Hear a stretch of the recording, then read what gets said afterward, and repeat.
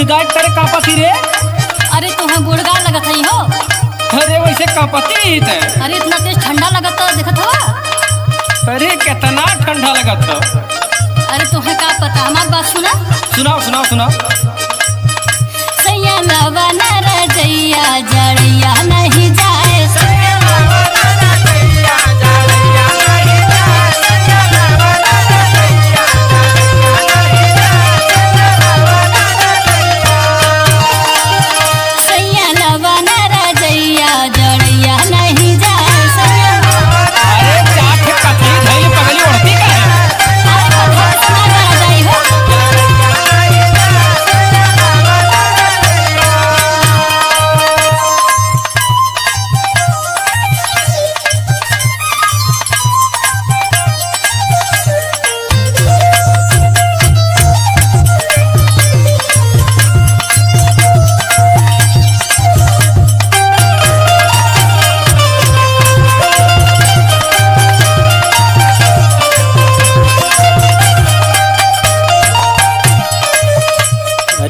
ओढ़ना बिछौना का कमी है।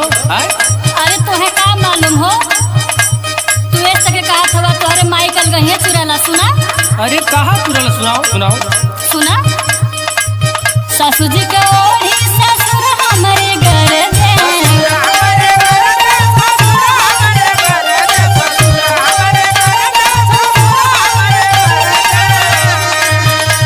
अरे कचाराई के जब कहा है न तो कबो कचरबो करेली। अरे काहे न कचारी लहो। सुना।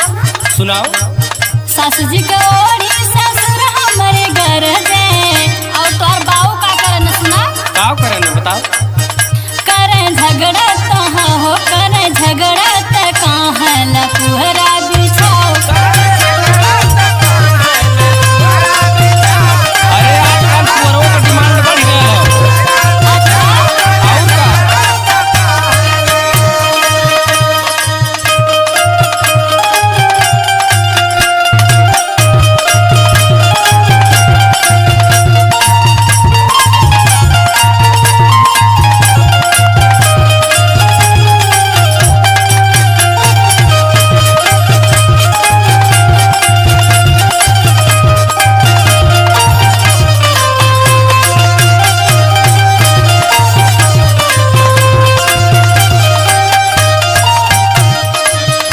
गलत ना कहने रे पगली।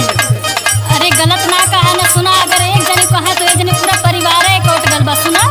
सुनाओ सुनाओ। जेठनी के ओढ़ी ते जेठा हमारे घर दे।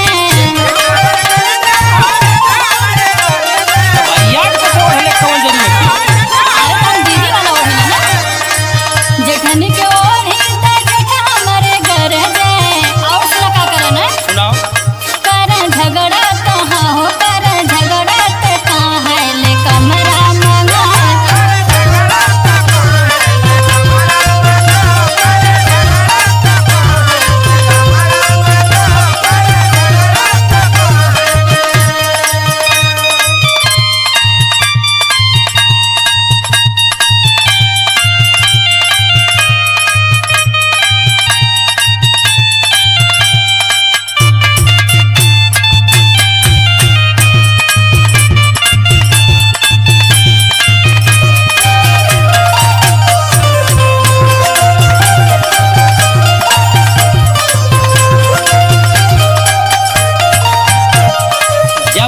से आई ना तो कुछ न कुछ कमी जरूर हमारे घर के बती आई। अरे तो तुम्हें कमियां लगी ना, जब तू ना लईबा परिवार वाला ना दे तो हम कहाँ से जाइए ना। सुना। सुनाओ। देवर जी के ओढ़ी देवन हमारे घर दे।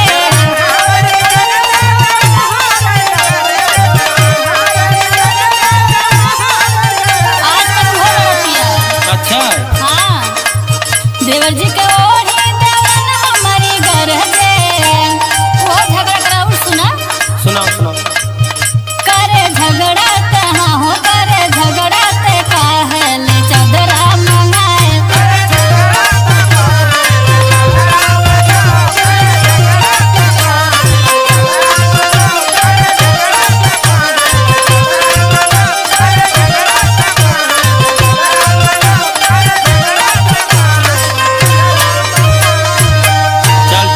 है चाट रजाई का ऑर्डर दे के वो थे। नहीं तो अब्बे बस ही जा लेके आओ।